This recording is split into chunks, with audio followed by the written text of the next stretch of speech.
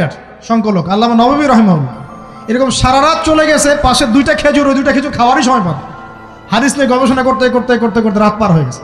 আমি বলতে চাচ্ছি, যখন ইলমের ভিতরে, কোরআন হাদিসের ভিতরে ঢুকে যাবেন, আপনার দুনিয়ার খেয়াল আপনার চলে যাবেন ইনশাআল্লাহ। এই টেনশন, হতাশা, এই সেই বাদ, তখনই আল্লাহ পাক আপনাকে তার পক্ষ থেকে রহমত দিবেন, বরকত দিবেন, আল্লাহ আপনার দুনিয়ার কাজগুলো করে দিবেন ইনশাআল্লাহ। তখন দেখবেন কেউ আপনার দুনিয়ার ওই কাজটা করে দিয়েছে, কেউ ওই কাজটা করে দিয়েছে, কেউ বাসায় খাবার পাঠিয়ে দিয়েছে, আল্লাহ পাকই এগুলো করাই দিবেন ইনশাআল্লাহ। তো প্রিয় ভাইরা, মাদকে যাবো না আল্লাহর কাছে আসবো? 2 নাম্বার কোরআন তেলাওয়াত, 3 নাম্বার আল্লাহর জিকির। 3 নাম্বার কি ভাই? আল্লাহর জিকির। চলতে ফিরতে সব সময় মুখ চলতে থাকবে, মুখ না চললেও মনে মনে মন তাজা থাকবে, মনে মনে জিকির হতে থাকবে। মনে মনে জিকির করতে পারেন? মুখ নড়বে না, কিন্তু মনে মনে আপনার একটা জিকির হতে থাকবে, সুবহানাল্লাহ ওয়া আলহামদুলিল্লাহ, লা ইলাহা ইল্লাল্লাহ, আল্লাহু আকবার। করা যাবে? পারে। মানুষের মন কখনো চুপ করে থাকে না, কিন্তু মানুষের মন অলওয়েজ কিছু না কিছু চিন্তা করতেই থাকে, করতে থাকে না, যতক্ষণ না ঘুমায় মানুষ। তো প্রিয় ভাইরা, বেশি বেশি জিকির করব, সুবহানাল্লাহ, আলহামদুলিল্লাহ, লা ইলাহা ইল্লাল্লাহ, আল্লাহু আকবার, লা হাওলা ওয়ালা কুওয়াতা ইল্লা বিল্লাহ, এগুলো চলতে থাকবে। আল্লাহ পাক তৌফিক দান করুন। আমরা আমাদের সমাজে যুবকদেরকে এরকম টিকটকে দেখছি, অনলাইনে আসক্ত দেখছি, জেনায় আসক্ত দেখছি, পর্নোগ্রাফিতে আসক্ত দেখছি। আমরা দেখছি আমাদের যুব সমাজকে মাদকে আসক্ত, কিশোর গ্যাংয়ে আসক্ত।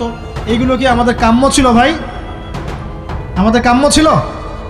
এই অবস্থায় কি যুব সমাজ আল্লাহ পাকের দিনের পতাকা হাতে নিয়ে আল্লাহর জমিনে দিন কায়েম করতে পারবে কিনা, একটু আমাকে উত্তর দেন দেখি। এখন এই অবস্থায় পারবে?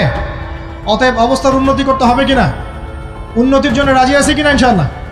আমরা চাই কি আল্লাহ পাকের দিনটা আল্লাহর জমিনে প্রতিষ্ঠা লাভ করুক, আল্লাহর দিন সবার ঘরে ঘরে পৌঁছে যাক, আল্লাহ পাকের দিনের যে সৌন্দর্য সবাই সেটাই, এই সৌরভটা সবাই পাক, আমরা চাই কিনা? সমাজে শান্তি প্রতিষ্ঠা হোক, আবার সেই রাসূলের মতো যুগ চলে আসুক, আমরা চাই কিনা? অতএব আমাদের সবাইকে যৌবনের এই প্রলোভনগুলো থেকে বেরিয়ে এসে আল্লাহ পাকের ইবাদতে আত্মনিয়োগ করতে হবে। আল্লাহ পাক আমাদের সবাইকে তৌফিক দান করুন, বলি আমিন। আমাদের সবাইকে আল্লাহ রাব্বুল আলামিন কোরআন এবং হাদিসের গভীর জ্ঞান অর্জন করার তৌফিক দান করুন, বেশি থেকে বেশি ইবাদত করার তৌফিক দান করুন। আল্লাহ পাক সবাইকে হারাম সমস্ত রিজিক থেকে বাঁচিয়ে রাখুন, জেনা, ব্যভিচার এবং নারীর ফিতনা, মাদক থেকে আল্লাহ বাঁচিয়ে রাখুন। আল্লাহ পাক আমাদের সবাইকে হালাল রিজিক, হালাল সম্পর্ক যথেষ্ট করে দিন। আল্লাহ পাক আমাদের সবাইকে যেন দিনের দাওয়াতের মেহনত করার তৌফিক দান করেন এবং আলেম ওলামার সাথে পরামর্শ করে দিন শেখার এবং বোঝার তৌফিক দান করেন। যুবতী দিনী বোনদের জন্য, এখানে বোনরা আছেন না? আছেন কি না? দিনী বোনরা আছেন? একটা নসিহত দিনী বোনদের জন্য আমি একটা নসিহত করতে চাচ্ছি, একটা নসিহত। আমার এই একটা নসিহত একটু মন দিয়ে শুনুন প্রিয় দিনী বোন। রাসূলুল্লাহ সাল্লাল্লাহু আলাইহি ওয়াসাল্লাম আমাদের দিনী বোনদের জন্য জান্নাতে যাওয়ার একটা ফর্মুলা বলে দিয়েছেন। আমি কি বলবো সেটা? আচ্ছা, রাসূলুল্লাহ সাল্লাল্লাহু আলাইহি ওয়াসাল্লাম বলেছেন, আমাদের দিনী বোনেরা, আমাদের মায়েরা, এই নারী জাতি মাত্র 4টা কাজ করলে জান্নাতের যে কোনো দরজা দিয়ে ইচ্ছা প্রবেশ করতে পারবেন। খুশি হন নাই? কয়টা কাজ? মাত্র 4টা। 1, যদি আমাদের দিনী বোনেরা 5 ওয়াক্ত নামাজটা ওয়াক্ত মতো পড়ে, আল্লাহ পাক তৌফিক দান করুন, বলি আমিন।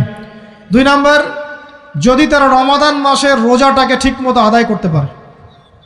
1 নাম্বার 5 ওয়াক্ত নামাজ ঠিকঠাক আদায় করা, 2 নাম্বার রমজান মাসে সওম রাখা, 3 নাম্বার তাদের লজ্জাস্থানের হেফাজত করা, মানে শরঈ পর্দা মেনটেন করা, শরঈ পর্দা মেনটেন করা। এবং আমি বলে দেই, চেহারাটা আপনাদের পর্দার অন্তর্ভুক্ত। এটা নিয়ে অনেক বাকবিতণ্ডা হয় না সমাজে, চেহারা দেখানো যাবে কি যাবে না ইত্যাদি। চেহারা আপনার পর্দার অন্তর্ভুক্ত বিষয়, ফুল স্টপ। এর উপরে ফতোয়া অনেকভাবে দিচ্ছে, কিন্তু বরেণ্য উলামায়ে কেরামের কিতাবগুলো ঘাটাঘাটি করেন, তাদের ফতোয়া হচ্ছে চেহারা আপনার পর্দার অন্তর্ভুক্ত বিষয়, চেহারা ঢেকে রাখবেন। আল্লাহ পাক তৌফিক দান করুন। চোখ থাকবে খোলা, ঠিক আছে। 4 নাম্বার, স্বামীর আনুগত্য করতে হবে। স্বামীর আনুগত্য, এই যে আনুগত্য শব্দ শুনলেই মানুষের একটা মানে নেগেটিভ ধারণা তৈরি হতে পারে। স্বামীর আনুগত্য মানে কি আমি তার দাসত্ব করব?